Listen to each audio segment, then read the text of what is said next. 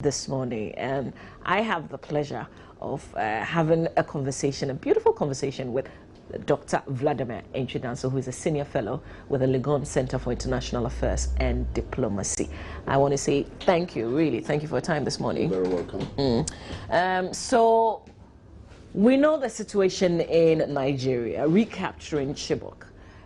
When I heard about it, I was like, so is it easy to recapture? Why don't you prevent the capturing in the first place? Well, it has been very difficult. If you know the story of Boko Haram and the current situation where they are heavily funded, you would realize that they are growing from strength to strength. You know, terrorism is like a starfish. The harder you hit, the stronger it becomes. And they strategize well. And I think they are also exploiting the political situation in Nigeria. And it is to their advantage. But as of last week, they were even offering some kind of good services to the people of the area, just like Hezbollah has done in Lebanon. And in so doing, that's a new strategy. It's a new strategy. That's what terrorism is now doing. An area they capture, they begin to offer services to make it look as if the government is rather useless. And watch out, first they attack police stations, they attack institutions which are rather to defend the people. Remember, they were able to attack the headquarters of the Nigerian Police Service, right down in Abuja, attacked a UN facility, all to show to the people that, look, government is incapable of leading you guys. You know, and we are bringing in something new. We are not going to govern you and that sort of thing, but we have a case in trying to put what we want to. And that's what they've been able to successfully do up there. And it becomes difficult for the prevention because they've been well established since 2002, 2009, when they killed their leader. You know, they bounced back, and now they are more devastating. There is something we must understand about terrorism. And the research has shown, in fact, the last publication by the UK leading research institution says that for all terrorism in the world, 4 basic terrorists constitute or have in their this thing 61% of all killings, and they include Boko Haram. 3 of such terrorist organizations are in Africa: Al-Shabaab, Boko Haram, and Al-Qaeda. Al-Qaeda in the Maghreb. So these 4 institutions or 4 terrorist organizations are doing all they have. So the prevention is a little difficult because they are heavily funded. And heavily funded by who? Look at what the ISI is doing. Heavily funded by those who have an interest in seeing that they succeed. ISIs want to create a caliphate. In so doing, there are willing states, including heads of states in the Arab world, who are funding them seriously. Now, they are able to capture installations, oil installations and things like that. And whom are they selling the oil to? It may interest you to know that some big countries like US and whatnot are all buying oil from these people. They may not know. How is it possible for citizens of, say, Australia, Canada, France, UK, and US itself, 3,000 of them fighting for ISIS, citizens of these major countries? So is Boko Haram linking up with Al-Shabaab and Akim, including main Al-Qaeda. And I think the fear also is when we hear some political opponents be linked to some of these groups, then it becomes really scary. That's what I said, that in Nigeria, Boko Haram is exploiting the political situation.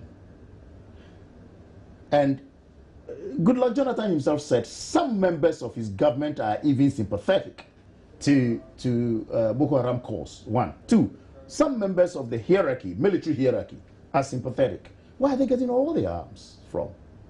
How are they funded? How are they able to break through? The whole of northern Nigeria is virtually under their care because how were they able to come back to Chibok after, taking these girls? Good question. And I thought you could, try and, maybe, at least follow them from Chibok. Now they come back, take Chibok, take other towns, bombings, left, right, center.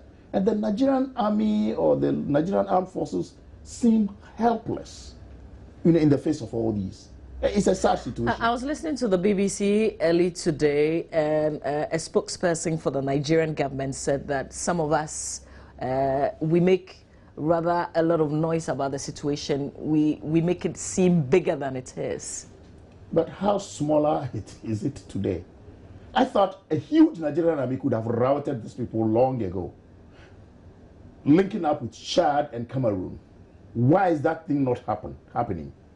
How thick is the forest over there in that area such that these... What do you think, that the Nigerian president is not really interested in getting rid of He is the very group? much interested, but he's handicapped. His own people are not supporting. How is he handicapped? I mean, he got international support, for instance. He's handicapped by the politics of Nigeria. The unwritten so-called, I mean, this is speculative, but it's part of the thing. Unwritten law somehow about North-South dichotomy and who should rule when, and people didn't want him to continue after Yaradua, kind of, you know. But he continued and wants to continue. So people are not helping. It is the vertical kind, it's the non-vertical kind of Nigerian politics. Nigerian politics is a kind of enclaves, you know. So that is what is happening. So this group, Boko Haram, do we know the people behind it for sure, for a fact? For a fact, nothing has come out. But sure, for every terrorist organization that is growing wings that way, you can be sure that there are some big wings somewhere from the Arab world supporting fully, using globalization, you know, using all the fetters of globalization to know, and I asked this because, you know, when there were meetings between Chad, Nigeria, and this group, for instance, and we were told that there was some ceasefire, yes, only for us to see the following day that there were some other bombings. I mean, so who is in charge? Like, that is the problem, because, and again, the question of African politics, where there is elite non-complementarity, the elites don't socialize, they don't meet often to think about how to have commonality of purpose. They don't meet often. They do. There have been meetings when it comes to Ebola, for instance, here in Ghana. Security. So I guess, what did they discuss when they meet? So, and does it carry some weight? So you agree with me, they don't meet, because we meet only in a post-ante kind of situation. Ebola, so we meet. ECOWAS is statutory, we have to meet. But what are the issues? For example, Ghana, Nigeria, Togo, from time to time just meet to find out, you know, cross-border crimes and whatnot and whatnot and what. Why is Chad not fully supporting the situation? Why is Cameroon not fully supporting the situation? Are they not? One way or the other, they are showing in the political sense that they are supporting. But if these three armies are put together, come on, where are they hiding? In which country are they hiding? I remember not too long ago, maybe last month or so, that chief security men in Ghana were in some sort of security meeting, for instance, and I want to believe that all these issues were discussed. They are all discussed, but the point is that ECOWAS standby force has not been established yet. It should have been in place long ago with 6,500 men and women. Unfortunately, we have not been able to do that. The chiefs meet often to discuss the crime situation, to discuss the security situation and things like that, which is positive. But then the point is that if you haven't put the whole thing into a kind of system, it becomes difficult. The African Standby Force has been on the agenda for far too long, you know, as part of the AU peace and security architecture. Going to Mali, if the architecture was in place, we would have had... So what's the use of ECOWAS, what's the use of AU? Well, if we can, you know, have concrete things to protect ourselves? The question is funding. We have very beautiful protocols, very beautiful, you know, communiques at the end of our meetings. Putting them in place is the problem. When we met, who should we expect to do the funding for us? Well, ourselves. But if we are spending more of our monies, profligate spending in almost every country is there. If a president's daughter is marrying and you can get gold-plated things free of charge, free plane tickets and that kind of thing. So you know, the point is this, that politics in Africa has not been quite positive. Because yes, EU is funding a lot of our security architecture. Look, excuse me, going to Mali, we will say we were preparing. It would have taken us not less than 9 months before we could organize troops to move. But for the French intervention, I tell you, Mali would not have been Mali today. That's the reality. Now, Boko Haram, some time ago, I think on your program or another program, I said, look, it must be a West African problem, not a Nigerian problem. And that is how we must start looking at the Boko Haram issue. Yeah, but who should allow the rest of West Africa into this whole picture? In fact, ECOWAS must take it up as an ECOWAS problem. And you see, we must move away from the question of non-interference to non-indifference. We can't sit down and say we are indifferent to whatever is happening in another country. Because if Boko Haram succeeds, bet me, they will translate or transfer or extend their caliphate to all parts of Ghana. Let me come back to something that was said today, and I'm picking this from the BBC. A mayor of Kano calling Nigerians to arm themselves over Boko Haram, more of protect yourselves because the government won't do much for you. That's very unfortunate because you are calling for chaos. They are everywhere in the Nigerian society. Look, let us make the mistake of thinking that Boko Haram is only in the northeastern enclaves of Nigeria. Absolutely not. It's not? How are they able to bomb the city, Abuja? National headquarters of the Nigerian Police Force. They are everywhere. They may be hiding in Ghana. They have networks. And every obstacle in their way must be cleared. And everything is a tool for them.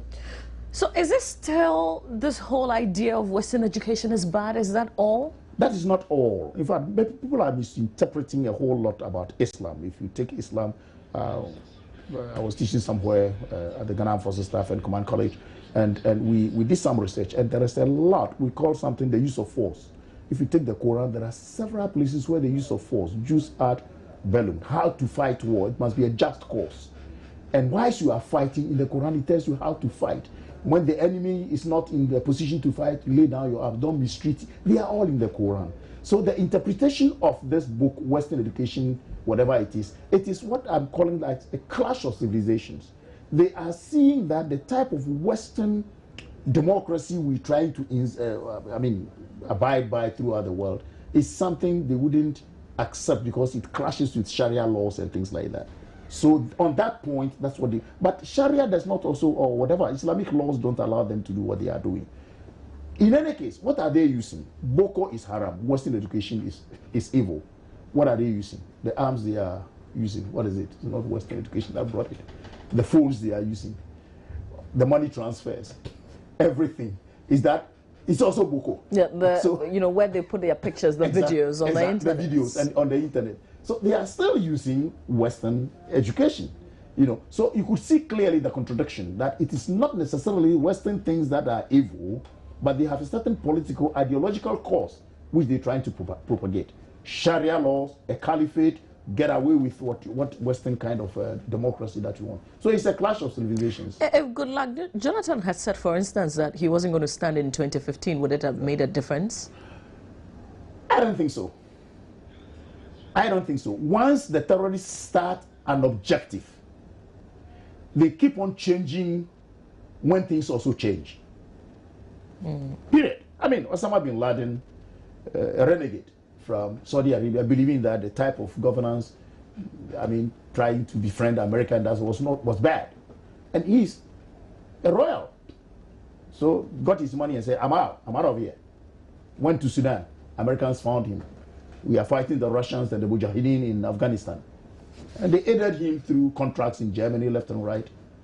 But the cause doesn't change in the sense that his is that Western kind of governance. No. So after finishing Afghanistan, America, here I come. So Jonathan not standing wouldn't have changed. Unless they see their kind coming in to say that, well, now we divide Nigeria into two, the north, let's have a caliphate. And mind you, they used to have a support from a quarter you wouldn't even think of. You remember some time ago, Gaddafi himself said Nigeria is too big a country and that should be divided into two, with the northern part as Islamic and the southern part anything. And I'm always looking at that statement and I say, where is this thing coming from when this guy is talking about African unity? Who knows? They may have been funded also from there long ago. And once they get established, nobody is looking at that angle. I would want us to also look at the possibility of a divide. It really is acquire what you can to protect yourself. Some people find that rather very controversial, but he makes very relevant points. Sure. The northern parts of Nigeria, where we're saying that Boko Haram, is making some sort of inroads, they're lacking a lot of things. Sure. So if people are calling for a division, maybe the country is too big. The whole state is too big for Goodluck Jonathan alone to manage. That's funny. Which country is bigger than Australia? The whole continent. Yeah, but well. Which country is bigger than Russia? So a whole continent. I mean, let's talk of the USA. Yeah, but this is Africa. Well, this is Africa. And, well, I don't think the renewal of Balkanization of Africa is the answer. But like he initially said, we have always said that, you see, deprivation and the inequitable distribution of national resources create conditions for insurgency everywhere in the world. Everywhere. Look at Ghana. We got the oil and the Western Regional, both ministers and MPs and chiefs quickly came together and said, give us our share, give us 10% of, because the Western region is so deprived. So it's a natural thing. They didn't go for arms, but they say, look. So it's clear that deprivation creates conditions for insurgency. And true, the northern part of Nigeria has been so much neglected by governments. So was the Mali situation. And when you have lack of education, lack of investment, lack of opportunities for employment, fertile grounds for joining any other idiotic ideology, that will surge you on. They have nothing doing. So there is a ready army all the time. Do we know why that part of the region is deprived so much? In most countries, invariably in most countries, in advanced countries, there are deprived areas. Incidentally, these are the people we always go to for votes. In most deprived areas, there are many, they are, prolific in births and things like that. So we go to them, promise them everything. In most countries, in almost every other country. And that is why I always say that, there is always a way to make people not fight. Look, the content of an object takes the shape of that object. So when you are able, let's say the North, when Nkrumah started this free education for the North, special education for the North, and and this time we are having the SADA and whatnot, it's to make sure we create a condition in the North where, and I always believe that if the North of Ghana, for example, had industries, factories, and whatnot, where will Kokomba, Nanumba, whatever, or people fighting? Because you are interested in picking your clothes and picking your dress and whatnot and going to work in a factory or that kind of thing. Right now, when they finish farming, there's nothing they're doing. So what has been, or what is the problem with our governments? Well, I mean, what would it take to get investment to such places and get something going for the people? It depends on the government kind of vision and focus. All right? Every government in Africa, most invariably in Africa, is short-termist. They're looking at the next elections. Which political campaigns, which political objects, or what do you call it, projects will bring the votes and where. Every government everywhere in Africa, short-termist, the next 4 elections. So we go to the places like the North and promise them everything and everything and everything. Then we come, as soon as we win the election, we are thinking about the next elections. That's a shame, right? It's a shame in Africa. Because one would think that if you were to deliver on your promises, then you wouldn't even have to appeal for votes. People would just vote for you. That is very true, but as I said, it's short-termism. And because it's short-termist, you wouldn't mind if it is my hometown, you can get your 51 or 50% plus 1 vote. So you develop the area, or you give positions to those people, and give some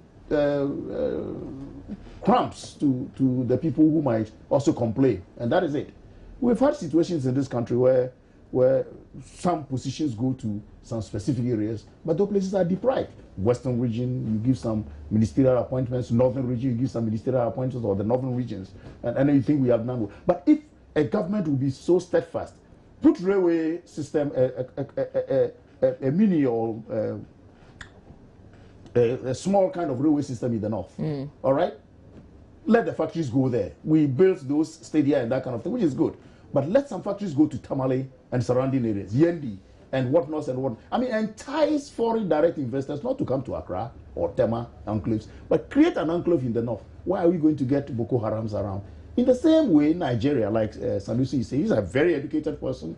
One time the governor of the Bank of Nigeria, and he knows what he's talking about. If government had moved all these monies that they're using profligately in that part of the south, if politics is not centered in Abuja but spread out, you know, so that development goes to the northeastern part of Nigeria, where would Boko? I mean, they wouldn't get audience. One, they wouldn't get followers. And then they wouldn't get anybody to supply them what they are getting now. No, but now people have a vested interest in what they're doing, you know. So he's right, and I have always said that that is the way governments must go. Open up the country for people's talents to come out, rather than using people as your bank during voting. And my fear really is that if Boko Haram is making it attractive for people to find them, you know, like good people, for instance, find some sort of solace in them, then people will begin to trust them instead of hate them. Yes, it happens. It happens in every conflict. The person comes, kills a lot of people, put fear in you, you accept them, they begin to give you services. Hezbollah, we say it is one of the terrorist organizations and whatnot, and America was telling Lebanon to stop the activities of Hezbollah. But these are people who are noted to be dear to the people. When Israeli bombed houses, more than 400 or whatever houses were burnt and that kind of thing, and 4,000 people were destitute, they distributed money, actual cash, $200,000 for each household. Yes, Hezbollah. Government didn't give. Why wouldn't the people take it and believe them and do whatever and allow them to be hiding in their backyards and that kind of thing? That's what Boko Haram has started doing in northern part of Nigeria. When the Chibok girls were kidnapped, I was telling my class, these girls will very soon endear themselves to the kidnapper. Say why? I say, yeah, it happens. The psyche of kidnap, and watch out, some films you will see that the kidnappers now even begin to love what the people are doing and telling the anger towards their saviors rather is great. This would happen. I told my class that a lot of it's happening in other places. Yes. Exactly what you said, where people are captured, they're kept in certain places. They are not allowed to see their families. Families speak to international media and they make a lot of noise and they've taken my child. Okay, so finally they open the door, see your child, and the child says, I won't come with you. Yes. It happened. And that is what is happening on a mass scale in such areas. Like, first they put the fear in you. You see the carnage. You see everything. Then they say, why is my government unable to save me from this thing? My government is bad. Join me. He joins. Very easy. When especially they have money to propagate their ideology. They have services they are rendering. They have a gun for you which is ready to defend yourself. Come on. It goes that way. Wow. But let's also talk about Burkina Faso, because finally now there's an interim president. Yes. He's supposed to be moving the country to civilian rule, if you like. Is he somebody that everybody supports? I wouldn't know much, but from what we hear, it's like he's an acceptable candidate because the meeting was held behind closed doors. All parties were involved. The question was, the difficulty in the initial stages was, whom do we hand over power to? If you saw the intransigence of Zida, when even the ECOWAS met, said, to hell with you, what are people talking? Don't hasten me. I know that's my biggest worry. You know, some time ago, I've been publishing a lot. Some time ago, I predicted, and therefore been coming true, I predicted that a post-Eyadema Togo was not going to be smooth. Whether he transits or dies, I predicted. I said post-Conte Guinea was going to be troublesome. I said post-Yaya Jammeh Gambia, post-Mugabe Zimbabwe. And Zimbabwe is happening already. And I predicted also Burkina Faso. And I've added several ones and I said, let's watch these places, because in most of these places and in most parts of Africa, there are no systems. The system is the ruler and the ruler is the system. So transitions become difficult. In Mugabe's, the man is 90, he's going to stand. I've just been reminded of Paul Biya's. Well, there you are. So you see, when you have such a situation, look at what happened in Burkina, as I predicted. The man left office, there is a vacuum and there's no system. There was a vacuum. And correctly, the military stepped in. They didn't take over. It was not a conspiratorial kind of thing. Yeah, but that was... That was expected, right? That was expected. Yeah. But that is the only way. And the military has a constitutional right one way or the other, almost everywhere, to ensure the security of the state. So stepping in is always good. But in Burkina, what happened? As soon as the generals have taken the right step to ensure stability, continuity, then a lieutenant colonel, it only happens in Africa. It only happens. Because when the general speaks, that should have been the end. But the lieutenant colonel, who has a certain power bestowed on him by the system created by the head of state, comes up. No, I'm taking over. And he did. The generals withdrew. They don't want a bloodshed. That was when I was not in the country. Now, when I was listening to this watch, I said, it happens only in Africa. Is it the interpretation because there's a system, there's some kind of system. I mean, there's a law. There's a law. Is it the interpretation of it? With interpretation. The point is this, that the general said, we are stepping in, everybody must be calm, we will supervise a transition. Why should another wing, head of the presidential guard? I'm very happy that the generals didn't oppose to assert their right as generals. All right? If they had, we wouldn't have had the Burkina Faso we had today. They withdrew quietly for peace to reign. And I'm very happy that the transition would go on. But then, a certain canker has already been. Zida is going to be a variable in everything they do, just like it happened in Guinea. Just like it happened in why would you say so? What are you going to do with him? He's going to watch from behind. Zida is going to be a variable in any transition. He's going to interfere in it. He's going to make sure you don't go through somebody who comes and say, I'm prosecuting you. Watch out. I mean, it's natural. It is natural. So what's the problem with African leaders? Well, lack of vision. We lack trait transformational leaders. A trait leader is someone who knows where the country is coming from, trait. Where the country is, where could the country be? And if he's a transformational leader, he creates the necessary structures to put the country there without even him. That is, it is outside him, it is not part of him. That when he's not there, these things continue. What I suspect is that sometimes most of them feel that they know better than anybody else. That is exactly what and without them, the nations are nothing. So they always lead from in front. I'm going here, follow me. What is behind them, they don't know. So when they are no longer there, the people don't know where to go. But if you lead from behind, at times you can lead from in front, then come from within, lead them from within, because they understand where you're going. Then finally you lead them from behind, because they know. Why don't African leaders like to retire? And I have said this before, I mean, go to Hawaii or somewhere, go and chill with your family, and just be the former head of state. After all, you'll be enjoying all the things you enjoyed. Let me let you and our viewers laugh a little. The story is told of an American journalist who came and interviewed Mobutu Sese Seko. The country owed the international community $10 billion external debt. And Mobutu had in his account $15 billion. So the journalist asked, sir, your country is indebted to the tune of $10 billion and you are worth $15 billion. Why don't you pay your country's debt? Good head of state, they will remember you forever. And then you start on a clean slate. The story goes like this, that he laughed heartily and said, young man, this is my people. When I pay for them, who will pay me? I told you, I'll make you laugh. That is... Oh, my God. That epitomizes the kind of heads of states that we have.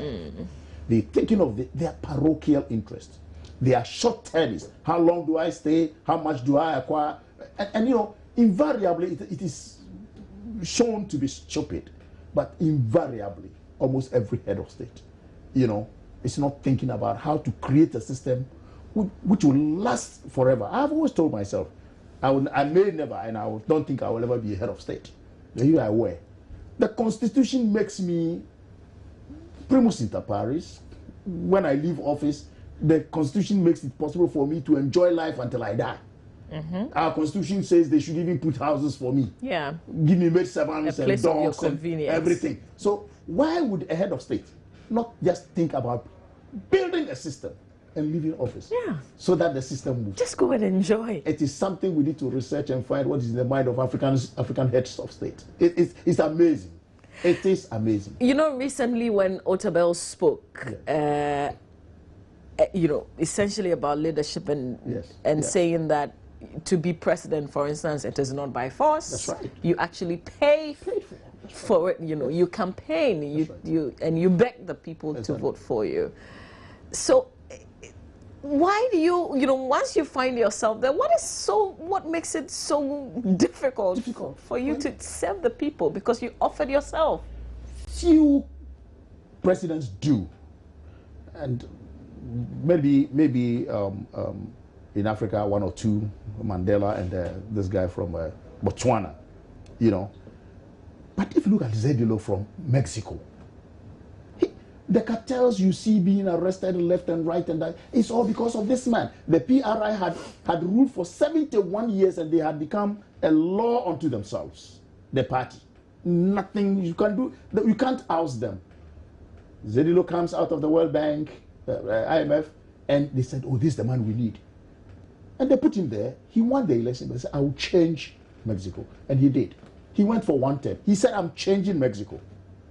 And you know, it's good that you bring Mexico into this conversation. But look at what is happening there now. And it's pathetic. And it's a credit to the man. It was worse. Now it's easy to get the people. That, you know, young students go on demonstration and you can't even find them anymore. But now the mayor has been arrested.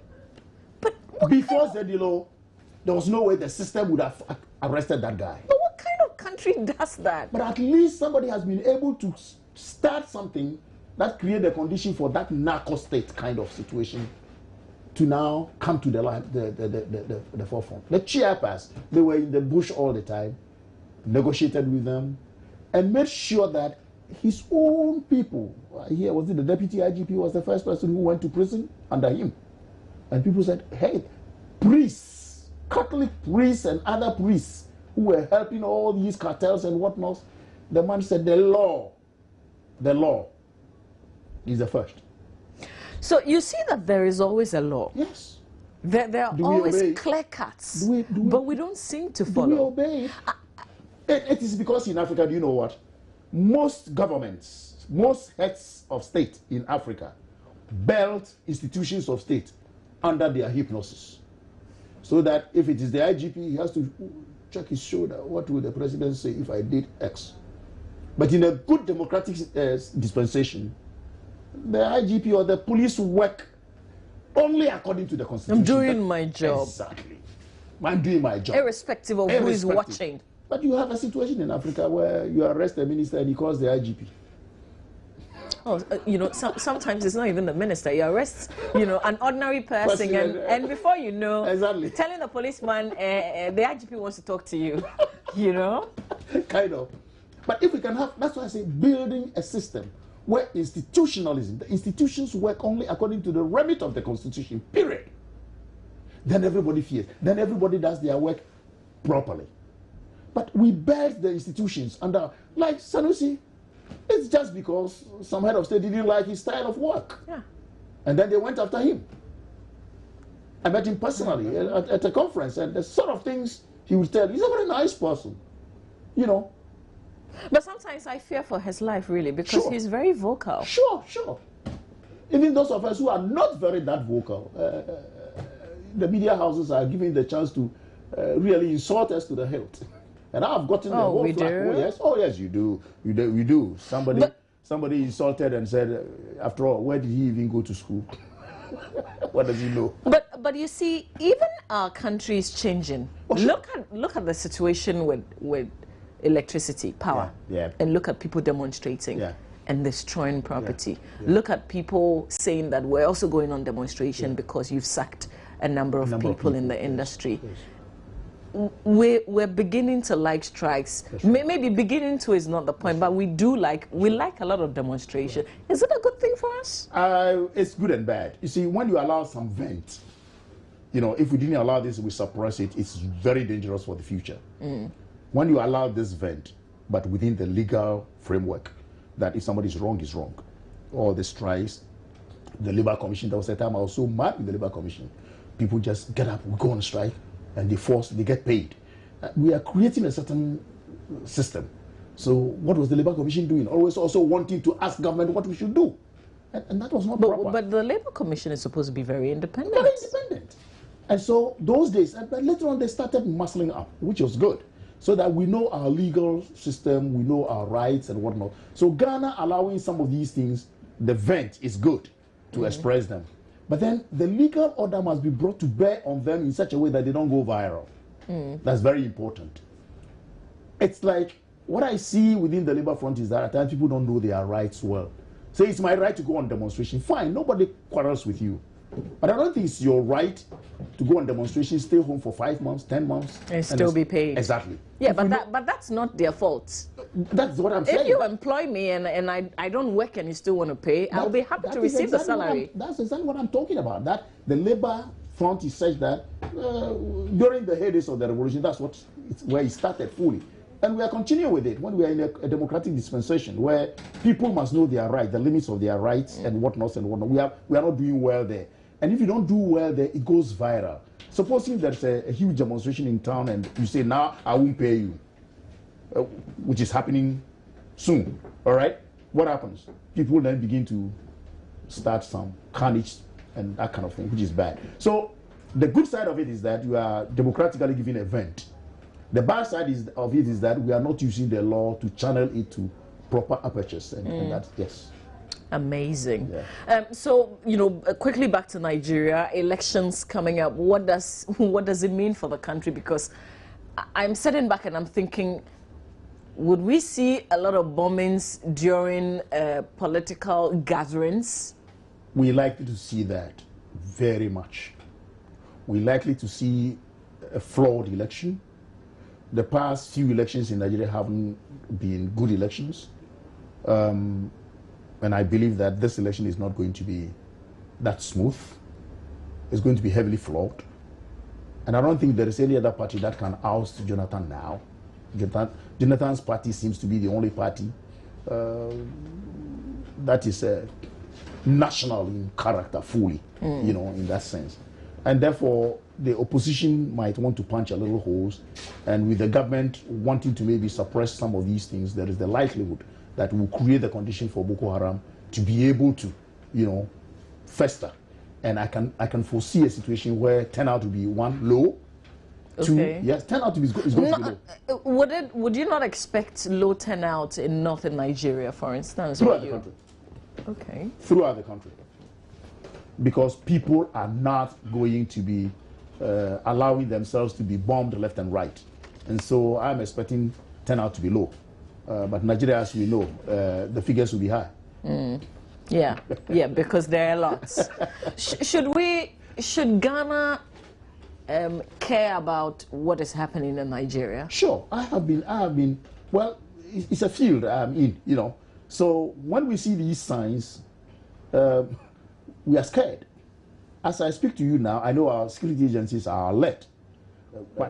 Impact on our politics, it has impact on our economy, it has impact on everything. They will flock Ghana. So we need to be very much worried. Thirdly, we are the chairman of ECOWAS, and we need to be seen to be doing something. All right? We need to be seen to be ready to make the ECOWAS region stable. And therefore, the onus lies on our president and on Ghanaians to make sure that, look, we are leading ECOWAS to help a big brother Nigeria. Is this a bad time to be ECOWAS chair? I wouldn't say so. It is a test time. And one thing is, maybe I'm expecting too much of our president because I know him personally. One. Two, I know him to be an integrationist. He served with the ECOWAS parliament before, served with the AU parliament. All right? and knows the in and out of integration. I mean, when you're talking to him, this man, it was not for nothing that when we inaugurated the CREA, the Center for Regional Integration in Africa, we brought him and he willingly came to inaugurate it bigly in Accra.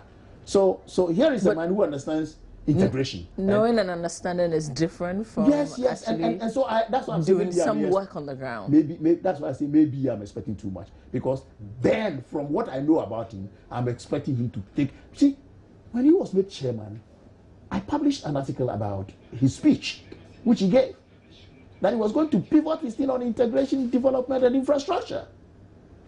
So you see, if we crisscross West Africa and the infrastructure is good, then trade goes on, then ECOWAS becomes ECOWAS. Our currency will come.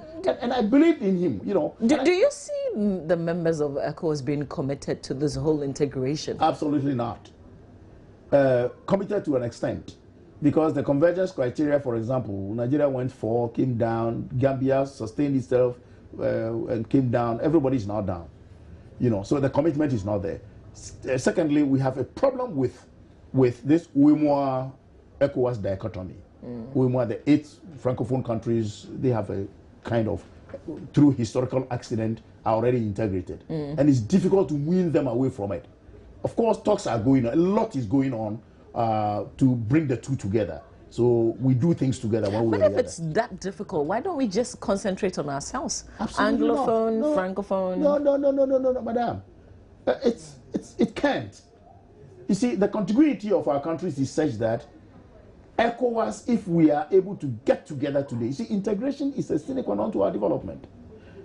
If we leave them alone and we also get our own, we have the problem of this common external tariff, so that when you are from ECOWAS and you're dealing with them, you are a third party. And when they are coming to us, but integration is pivoted on trade. It's trade induced. And the more you lower barriers to trade and you create infrastructure, come to think of it that I could sit down here and tomorrow I take a train and the train is going to Senegal. That would be so cool. Wonderful. Cool. People live in London and work in Paris. Take the tube, you're under the water. Yeah, but can I also say that people live in Ghana and work in Nigeria? Well, there are some strong and take a 45 minutes airline every day. If we were properly integrated, we have all these. You know, we don't have an Eco Air, for example. But look at all the airlines that come here. British Airways, how many times a week? Air whatever. They're all coming. Which passengers do they take? West Africans. So if we were together like Europe, they can't balkanize. They can't bring the EPAs and say, you sign, if you don't sign, you do this. One ECOWAS facing Europe.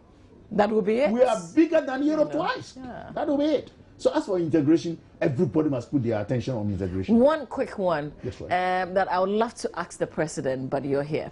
But am I the president? No, you're not. Would we see one currency under his chairmanship? No. There is a lot to be done before we reach there. We say the currency will come in 2020. There is a lot to be done. You see, every country must put their economy on some symmetry. And we have convergence of macroeconomic fundamentals.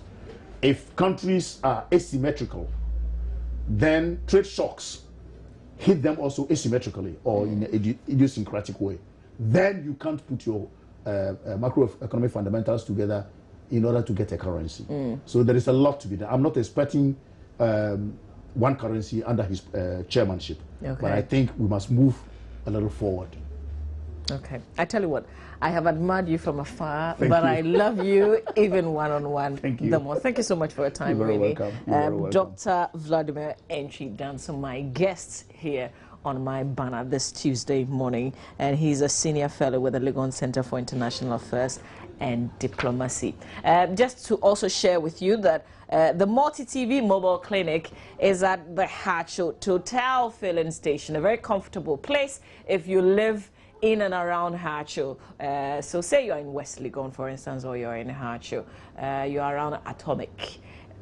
Please, the Multi-TV mobile clinic is in Hacho. And the dates, okay, so 21st and the 22nd of November. What it means is that if you have difficulties viewing any of the channels on Multi-TV, then when they come around. Usually they will come door to door, make sure that they have their ID cards, they identify themselves before you allow them into your homes. What it also means is that if you want to buy a multi-TV digibox, you can do so, and then they will accompany you and just fix it for you. It will come with usually when they're changing things, they'll just charge you a little token, a little fee for that. So just take note, 21st and 22nd of November, the Multi-TV Mobile Clinic is making a stop at the Harcho Total filling station, very close to West Legon.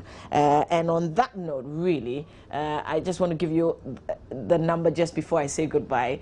If you want to get in touch with Multi-TV, you can call 0302 211-688, 0302-211-688, or 0244-242-868.